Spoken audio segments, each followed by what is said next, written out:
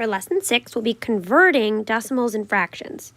To do this, you just have to know how to read the name of the decimal or read the name of the fraction using place value, okay? So 8/10 means something in place value. It means 8/10, 0.8, right? For 56/100ths, that means 0.56. And we can use our place value chart here if you need to see where I'm getting this from. 2 and 659,000ths would just be 2.659. It only works when you have a place value number on the bottom, so tenths, hundredths, thousandths. So next up, 56/100ths would mean 56 over 100. 1.8 or 1 and 8/10. And then 231, and we got 3 decimal places, so that's the thousandths place.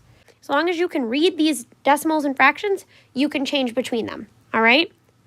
So converting decimals to fractions. Pretty much exactly what we just did with one extra step.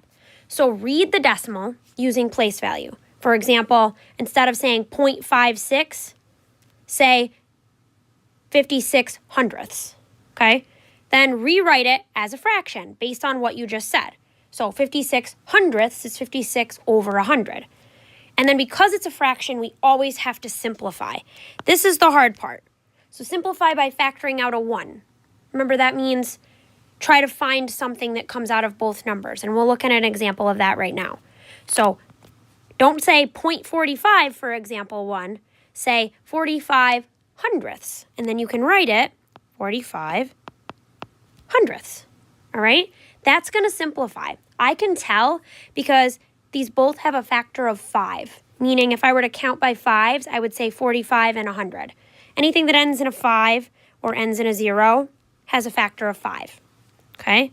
So 45 is 5 times 9, and 100 is 5 times 20, right? So if we take out those 5s, that makes a 1. So now this is just 9 over 20. Okay, another way to write that would be to show, like, divide 5. However you want to write it is fine. Okay? Next up, should I say 0.08 or should I say 8/100ths, right? So if I read it correctly, 8/100ths means 8 over 100. Definitely will simplify. So say that you're not sure.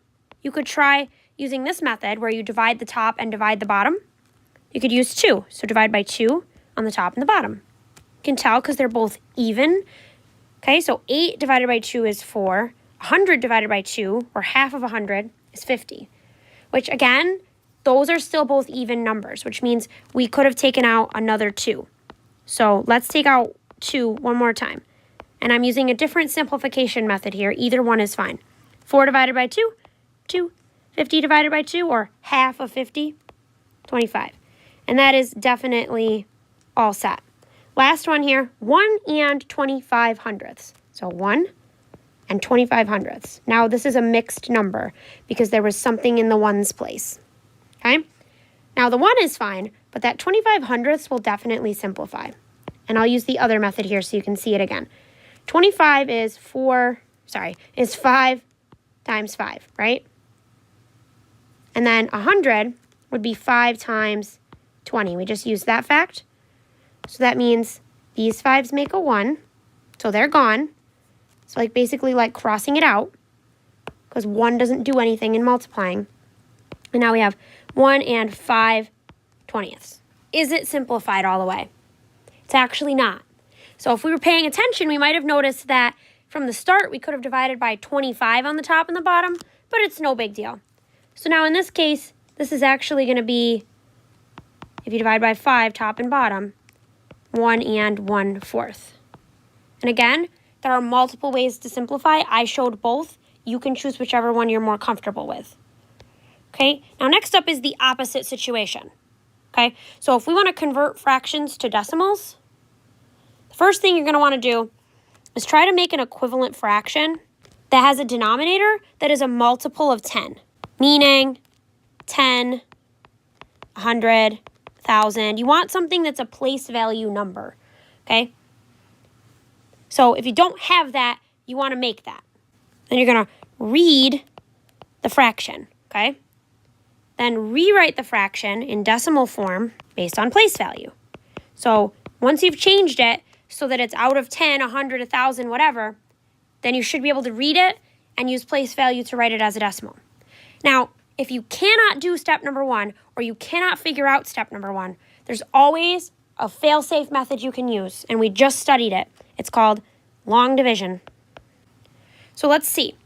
Here's why I wouldn't skip to step 4, just for some of these, okay? So for number 7, this says 2/10. That should be pretty quick to just write as 0.2, 2/10. All right, how about 3/5? A 5 is not a place value number, right? We need it to be something like 10, 100, 1,000. Couldn't we make a 5 into a 10? Yeah, we could just multiply by 2/2 here, right? Remember, if you do it to the bottom, you do it to the top. So now this is going to be 6/10. What does that look like as a decimal? 0.6, 6/10. Number 9's a problem because you can't make a 3 into a 10, right? 3 times 3 is 9, 3 times 4 is 12. Could you make 3 into 100? It's not going to work. It's not going to go into 1,000. It's not going to work. So for this one, we do have to do step 4. 1 divided by 3. Looks super weird. Remember what we have been doing. We add a decimal point and a 0. 3 goes into 10. Now, 3 times 3, 9. Subtract, we get 1. Add a 0. Bring it down. 3 goes into 10 3 times. 3 times 3 is 9. Subtract, we get 1. So this is definitely a repeating decimal. And now all we're going to do is just bring our decimal point straight up like we've been doing. And we know this is repeating. So our answer is 0.3 repeating.